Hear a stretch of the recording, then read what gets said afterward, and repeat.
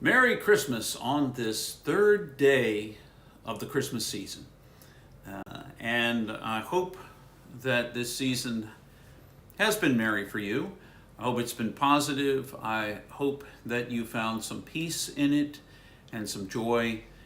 However, I know for some of you that may or may not have been the case. So just know that you are infinitely precious and unconditionally loved for the gift you already are.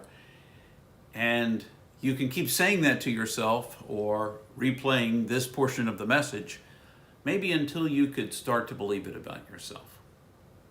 So for the coming year, many of you are beginning to zero in on some things that you're going to resolve to do, some resolutions for the new year. Now, the overachievers may already have their list. And for the rest of us, those resolutions may not come at all.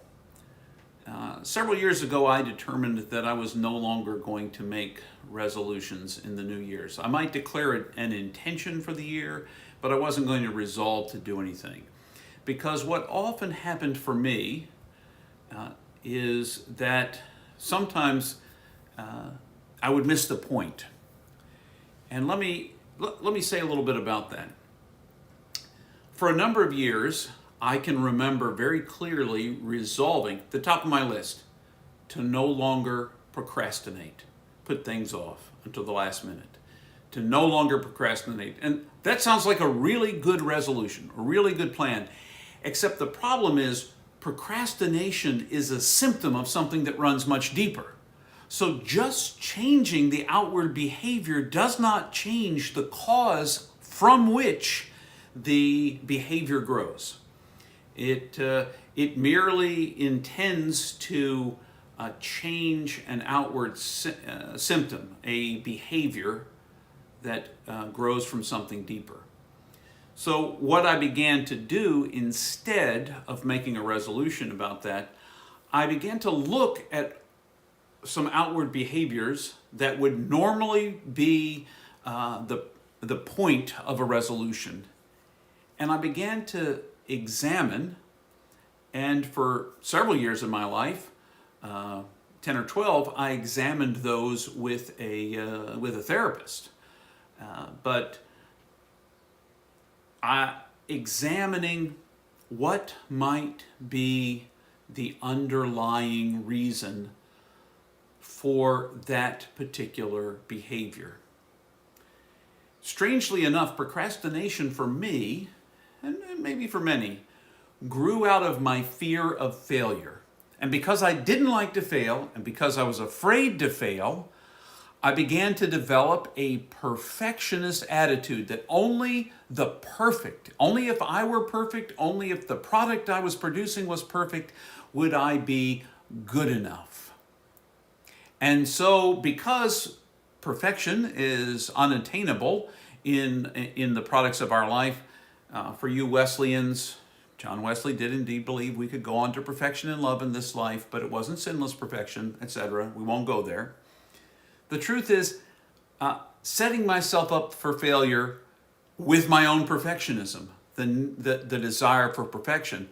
So the way I safeguarded myself was putting off until the very last moment doing the thing that I wanted perfect, and then I had an excuse for whatever the thing was not being perfect. So procrastination for me grew out of my fear of failure and my sense of perfectionism because I had challenges with my own understanding of my self-worth, of my value. So can you see how setting a resolution just to stop procrastinating really doesn't change what's causing the procrastination to begin with? And if I'm being really honest, each time that I set that resolution to procrastinate, maybe 2 or 3 weeks of not procrastinating may or may not have been the behavior that I chose. But I always fell back in the pattern. And then I was compounded in my challenges, in my fear of failure and my irritation with the challenges with my own self-image. I was challenged by that. Why? Because I had failed again. I had set a plan, a resolution to put aside that behavior, and I didn't put it aside. So not only did I have the perfectionism problem, the procrastination problem, the self-valuing problem, but now I had failed yet again. I had set myself up to fail, which just reinforced the underlying challenge to why I procrastinate.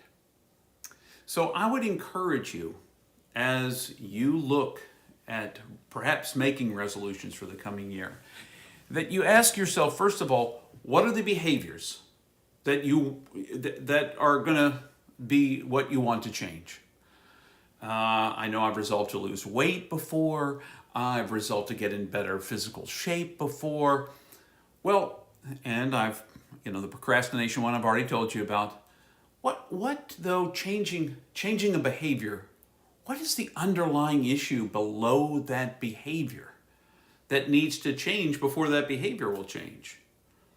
Do I eat as a way of comforting myself in my sadness and pain? Well, then I need to get to that sadness and pain and deal with the sadness of pain and the need to self-comfort with the food. Now, I'm not saying that that's the whole bottom line for everybody who struggles with food or with the other kinds of addictions or with perfectionism or procrastination or any of those things.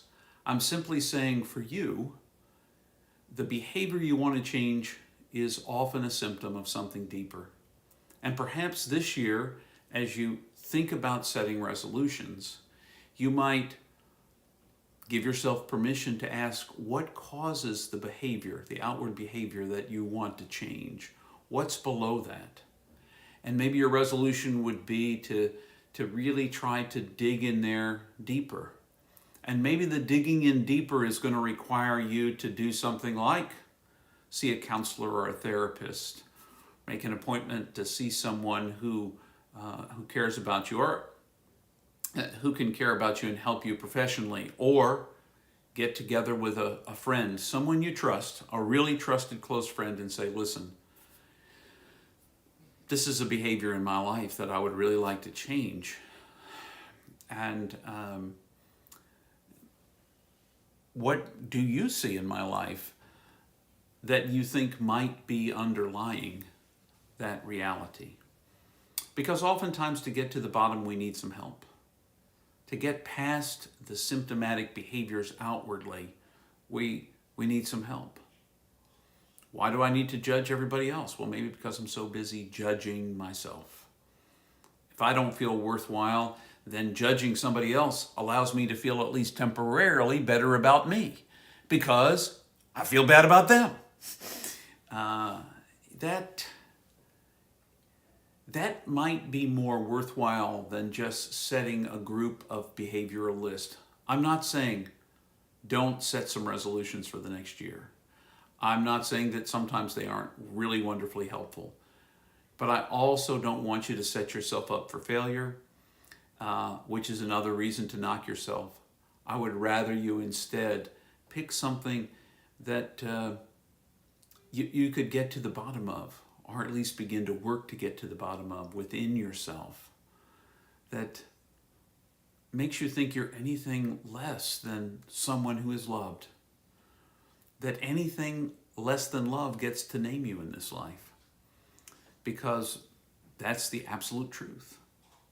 So remember, you are infinitely precious and unconditionally loved, and I hope whatever you choose to do about your resolutions for the coming year, that you will know how loved and precious you already are, what a gift you are. And until the next time, perhaps until the next year, I wish you the very best. Happy New Year, Merry Christmas on this third day of Christmas. May you find peace, joy, but most of all, may you find love.